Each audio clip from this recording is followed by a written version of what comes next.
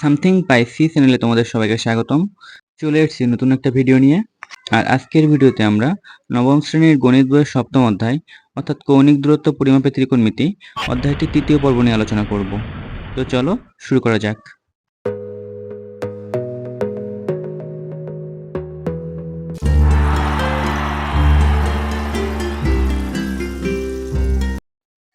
আজকের এই পর্বে আমরা নবম শ্রেণীর গণিত বইয়ের 160 পৃষ্ঠায় যে জোড়াই কাজটা আছে সেই জোড়াই কাজটার সমাধান করব। অর্থাৎ এখানে বলা হয়েছে যে জ্যামিতিক রুলার এবং চাঁদা ব্যবহার করে নিচের খালি জায়গায় 200 ডিগ্রি এবং -230 ডিগ্রি কোণ তৈরি করো। তো যে সমস্যাটা বলা হয়েছে সেটা আমরা প্রথমে এখানে লিখে নিলাম যে জ্যামিতিক রুলার এবং চাঁদা ব্যবহার করে আমাদের 200 ডিগ্রি এবং -230 ডিগ্রি কোণ অঙ্কন করতে বলা হয়েছে। তো চলো আমরা কিভাবে অঙ্কন করতে পারি দেখে আসি। এখানে আমরা প্রথমত 200 ডিগ্রি যে কোণটা আছে সেটা আমরা অঙ্কন করব। তো 200 ডিগ্রি কোণ অঙ্কন করার ক্ষেত্রে আমরা প্রথমত এক্স অক্ষ বরাবর একটি রেখা অঙ্কন করে নিলাম, যার নাম দিলাম আমরা OA, অর্থাৎ OA দ্বারা রেখাটা আমরা চিহ্নিত করলাম। এখন যেহেতু আমাদের 200 ডিগ্রি কোণ অঙ্কন করতে হবে, তার জন্য আমরা জানি যে এই OA রেখাটা 180 ডিগ্রি কোণ উৎপন্ন করে যদি মাঝখানে কোনো একটা বিন্দু থাকে। তো আমরা এখানে ও বিন্দুতে একটি লম্ব অঙ্কন করে নিলাম। তো এটা আমরা পেন্সিল দিয়ে অঙ্কন করলাম। আমরা যতটুকু আমাদের অঙ্কন করতে বলছে অর্থাৎ 200 ডিগ্রি যে কোণটা, তো যে দুইটা বাহু এবং যে কোণটা সেটা আমরা কলম দিয়ে অঙ্কন করব এবং বাকি চিত্রগুলো আমরা পেন্সিল দিয়ে অঙ্কন করব। তো এখানে আমরা পেন্সিল দিয়ে ও বিন্দুতে একটি লম্ব অঙ্কন করেছি এবং ও বিন্দু থেকে বাম দিকে এই রেখাটা বাড়িয়ে দিয়েছি, যার কারণে আমাদের এই লম্বটার বাম দিকে এবং ডান দিকে 90 180 ডিগ্রি কোণ উৎপন্ন হয়েছে। এখন আমাদের 200 ডিগ্রি কোণ উৎপন্ন হতে এখনও 20 ডিগ্রি কোণ আমাদের লাগবে। তো আমরা এই বিন্দুতে চাঁদা ধরে এই 10 ডিগ্রি এবং এই 20 ডিগ্রি, তো এখানে একটা আমরা বিন্দু নির্দিষ্ট করে নিব। অর্থাৎ এই 10 ডিগ্রি এবং এই 20 ডিগ্রিতে আমরা একটা বিন্দু নির্দিষ্ট করে নিয়েছি। অর্থাৎ এই যে বাম দিকে যে রেখাটা অঙ্কন করেছি পেন্সিল দিয়ে, এই রেখাটা থেকে আমরা 20 ডিগ্রি কোণ অঙ্কন করলে আমাদের 200 ডিগ্রি কোণ হয়ে যাবে। কারণ আগে আমাদের লম্বের ডান পাশে 90 ডিগ্রি এবং বাম পাশে 90 ডিগ্রি, অর্থাৎ 180 ডিগ্রি কোণ উৎপন্ন হয়েছে এবং এই 20 ডিগ্রি যোগ করলে আমাদের 200 ডিগ্রি কোণ উৎপন্ন হয়ে যাবে। সেক্ষেত্রে আমরা এই কোণটাকে বলতে পারবো যে 200 ডিগ্রি কোণ। অর্থাৎ এই যে কোণটা, এই কোণটাকে আমরা বলবো 200 ডিগ্রি কোণ।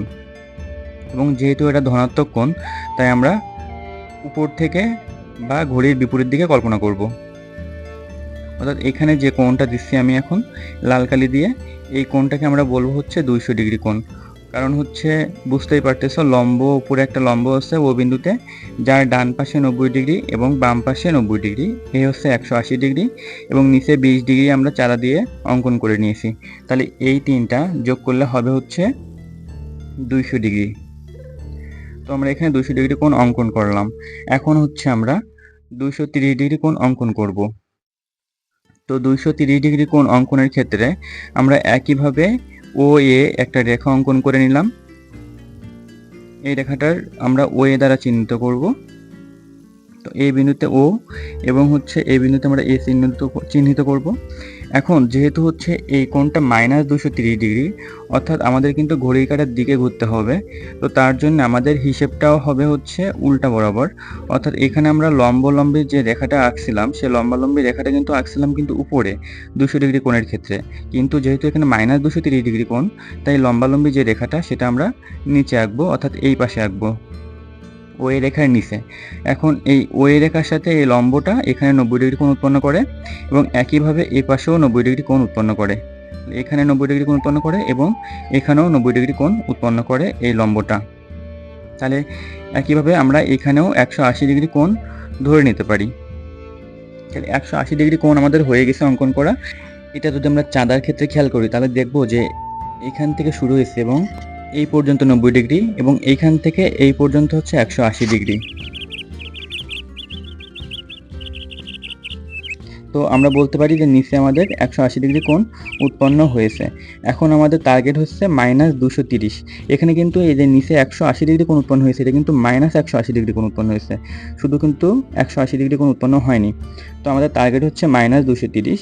তো আমরা 230 থেকে যদি 180 বিয়োগ দিই তাহলে থাকবে 50 ডিগ্রি কোণ। তার মানে আমার এই ঘড়ির কাঁটার ঘূর্ণনের দিকে এখনও আমাদের 50 ডিগ্রি কোণ অঙ্কন করতে হবে। অথচ আমাদের এইখান থেকে শুরু করে এই পর্যন্ত হয়েছে হচ্ছে 180 ডিগ্রি কোণ, কিন্তু আমাদের এখনও 50 ডিগ্রি কোণ অঙ্কন করতে হবে। সেটার ক্ষেত্রে আমরা চাঁদার সহায়তা নিতে পারি। তো এইখানে এই যে ও বিন্দুতে যদি আমরা চাঁদার এই বিন্দুটা স্থাপন করি তাহলে আমরা 50 ডিগ্রি কোণ অঙ্কন করতে পারি। এখানে এই যে 0, 10, 20, 30 এভাবে 50 ডিগ্রিতে আমরা একটা ফোঁটা বা বিন্দু চিহ্নিত করে নেব।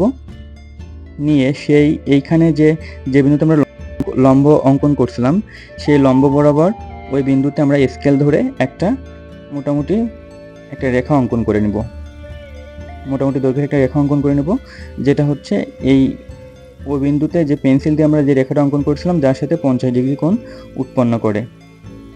এই যে এতটুকু অংশ হচ্ছে আমার 50 ডিগ্রি, তাহলে এখানে আগে ছিল 180 ডিগ্রি এবং এই 50 ডিগ্রি মিলে হবে হচ্ছে আমার 230 ডিগ্রি।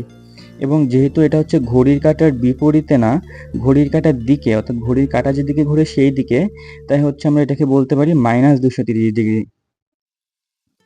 আশা করি আমরা -230 ডিগ্রি কোণ কি অঙ্কন করেছি সেটা বুঝতে পেরেছি, যে হচ্ছে আমাদের ঘড়ির কাঁটার দিকে আমাদের কোণটা তৈরি করতে হবে এবং এখানে 90 আর 90 180, অর্থাৎ এখানে কিন্তু এই যে ও এ যে রেখাটা এবং বাম দিকে যে পেন্সিল দিয়ে আমরা রেখাটা অঙ্কন করছিলাম এই সম্পূর্ণ কোণটাকে আমরা বলতে পারি এক সরল কোণ বা 180 ডিগ্রি। তাহলে 180 ডিগ্রির সাথে আমরা আরও -50 ডিগ্রি কোণ অঙ্কন করলে আমরা -230 ডিগ্রি কোণ উৎপন্ন করতে পারি। এখানে কিন্তু 200 ডিগ্রি কোণ উৎপন্ন হয় প্রথমটার ক্ষেত্রে, কিন্তু আমি লিখেছিলাম হচ্ছে 120 ডিগ্রি, তো এখানে আমরা কেটে 200 ডিগ্রি লিখতে পারি, তোমরা এটা বুঝে নিও। তো আমরা কিভাবে 200 ডিগ্রি কোণ এবং ঋণাত্মক -230 ডিগ্রি কোণ অঙ্কন করলাম আশা করি বুঝতে পারছো। সামথিং পাইসি চ্যানেলের সাথে থাকার জন্য ধন্যবাদ সবাইকে।